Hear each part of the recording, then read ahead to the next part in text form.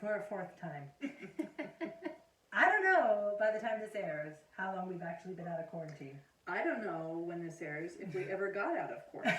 That is a better question. Hey, that's a really good point. We might still be in We quarantine. could be. It could be September and we are still talking about quarantine. Oh my gosh, mind blown. Yeah. Well, either way, Camille, tell us something funny about your kids. Okay, so we went on family vacation for spring break, and Yes. while we were on spring break, that's when the whole quarantine thing happened. Yes. That's when the world fell apart. Yes. Yes, okay. So my son Jacob, who is 7 years old, we came out of this restaurant where we had had breakfast, and Jacob, like Emma is standing next to him, and he gets in the car, and then she hears him say, "This is the oddest time of my life, because I'm in the car holding strips of pig." Because What? he still had his bacon. The heck? I'm telling you, the Lord, they say things and do things. We were weeping. We were like, what the heck? Jacob in particular has This is these... the oddest time of my life. Here I am in the car holding strips of pig. Hope, on the other hand, the week before, I'm driving around and like there's no talking happening. It's just me driving and she's in the back seat. And then I hear her say, "I think life would be gooder if we were fish." Maybe Hope's onto something. I was like, you know what? I can't argue that. It If could be we- gooder. If we are still in quarantine, we should probably all consider that. Yeah. Maybe it would be better There for you us go. if we were fish. And if They're we get quarantined bored, all the time in a fish tank. yeah, if we get bored, just take strips of pig out to the car. There you and go. Have the time of your life. I just don't know what we would do in our lives if kids didn't say ridiculous things. Yeah. We would just be so bored and lonely and sad. Now you know my life. But- My kids don't say funny things anymore. Oh, they are old. Yeah. Yeah. All right, well, Preston Bean, who's 4, he went to the doctor's. This was the same doctor experience when she just reamed on me about the binky I'm thing. really upset at that doctor's story. You guys, good news. Preston's birthday is in 22 days, and he tells me he doesn't have a binky after he's 5. That's how Nice. Hope got potty I trained. know. Oh, that's good. Stick to that. Yeah, so I'm just like, hey, Preston, why do you have that binky in? And he takes it out, because I'm not 5 yet, and puts it back in. And I'm like, hey, I can't argue with that, kid. You're fine then. Yeah. So I don't know, guys. You're That's going to the have to keep us posted I on that. will. Yeah. So that hasn't happened yet, though. But that same appointment, he had to get shots because we were like 3 years behind or something Yeah. horrible. Which we need to clarify a little bit here because we talked about your doctor visit, but it was not an intro. It was a bonus episode that was sent to our Patreon listeners. Guys, you're Okay. lost. So Beth did mention that she was a little upset about a doctor telling her that her son should not have a binky. So that's kind of the backstory The there. doctor did not tell her son that her son shouldn't have a binky. The doctor was like ripping the binky out and like Yes. telling She the kid was off and Yes. Bizarrely rude. It was She was strange. If you want a little ridiculous. piece of that episode, Patreon is your best There bet. you go. And so, okay, well, yeah. So then that doctor appointment happened. The binky thing happened. Okay, he got his shots, which he hated, obviously. Okay. He had to get like 6 Normal, of them. yes. I Yeah. mean, normal kid trauma. Pierce was there too. He had to get like 6 of them. So there I was with 2 babies and 12 So you shots. got 6 Oh while you yeah, were at I was it, just like, right? shoot me up with whatever you got. And so I took off my pants, and the nurse was like, "What are you doing, ma'am?" And I was like, "Just give me a shot." I don't know. Yeah, so that whole thing got weird, but that's beside the point. That's neither here nor there. So in the background of this was a well child check that turned into binky lectures and shots. But I also had took Preston in because he had become very lethargic, like just so tired all the time, and he'd just be like, "Mom, can I watch a show?" And I'm like, "You're a 4-year-old boy. Like, this is unusual. He has not always been that way." So I told the doctor, "I don't care how much it costs. I want this boy's blood drawn and checked. Like, does he have leukemia? Like, why would this kid be acting so tired, right? Yeah. And you know, sometimes you ask a doctor for something and they're like, no. And you're like, dude, I'm paying for it. What do you care? Just give me the drug. Anyways, that's a whole nother thing. So I just went in very, very determined. Like, something is wrong with my son. My motherly instincts are just really riding. I need you to draw his blood. I don't care how much it costs. You can charge my insurance. I can pay cash.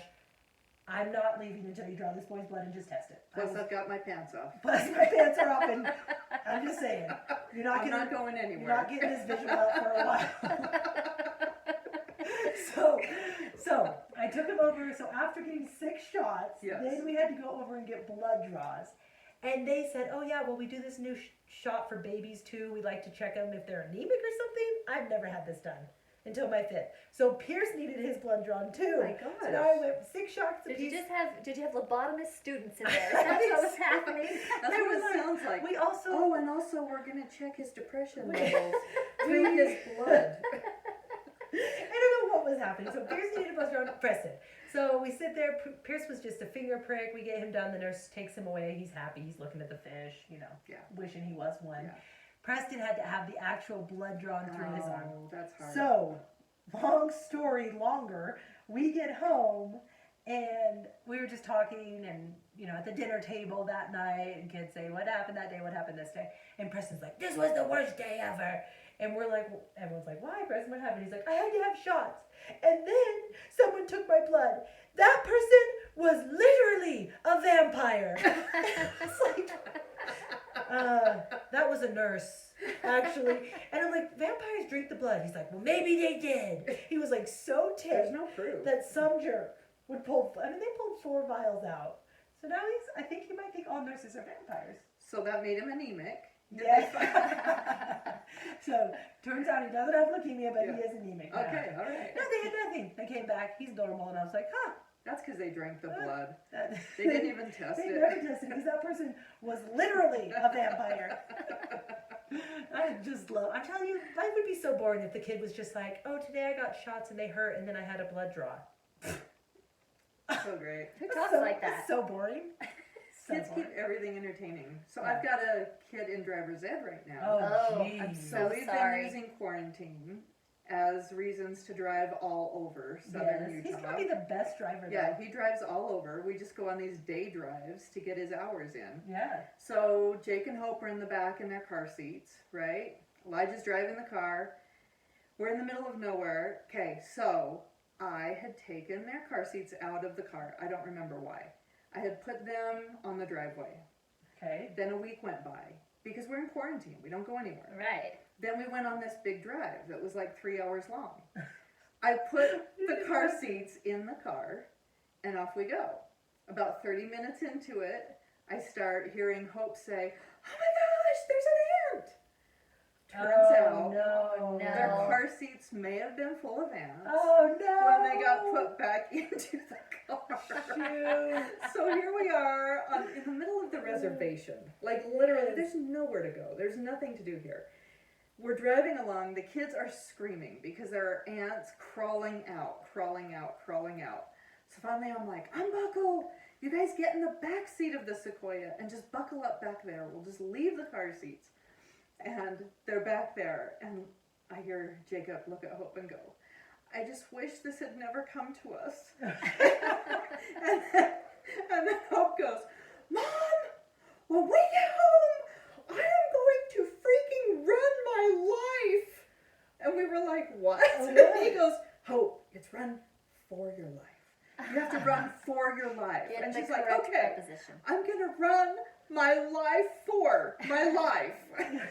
Perfect. Nailed It it. was hilarious, though. It was so great. I love when Thank you, put. ants. I love when I put my kids strap them into things with poisonous bugs. Yeah, it's That's not the first time that's happened. Well, you just had a maybe fire in ant your life. situation. Oh, the fire ants. They get Mhm. piercy and they get them good. Ant bite, ant bite. And he just Oh. comes running up to his big welt, crawling all over his back. I'm just so glad he can say ant bite. So You know what was sad. happening. Oh. Oh, they probably learned their good vocabulary from all the books they've been reading. Which Oh. leads us to our guest today. Mhm. Isn't that strange? It just naturally came out, didn't it? Guys, super excited about our guest today, Alan Gratz. He's an author, and he has wanted to be an author ever since he was a kid. I think this is interesting. He went to University of Tennessee to study creative writing, and 10 years and more than 65 rejections later, he finally got his first book published. Wow. Now he is a New York Times #1 best-selling author. He's amazing. Absolutely. Yeah, he's so great. So we're going to have a great time listening to him talk about his books that he writes. And he has some really good tips to encourage our kids to read and to read different books, and for all of us to just lay off and let them read it. Let's listen.